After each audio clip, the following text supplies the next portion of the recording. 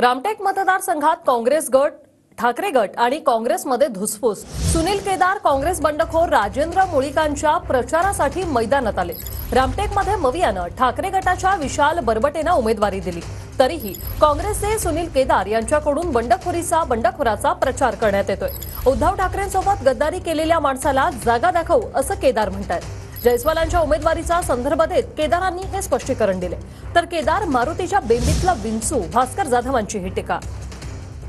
हा जो आमदार आहे याला सत्तेचा माज एवढा आलेला आहे, त्या सत्तेच्या माजामुळे याला फोन कर त्याला फोन कर, याला दाब त्याला दाब।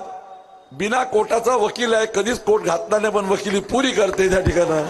सुनील केदार वार करते, सरळ वार करते ठाकाक, आणि हा वार माझा तुझ्या डायरेक्ट आहे त्या ठिकाणी।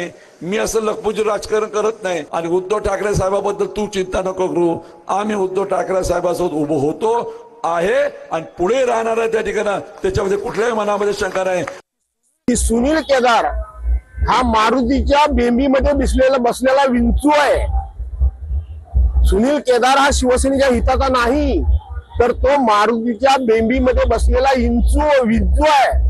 तो सातत्याने शिवसैनिकांना डंक करतोय।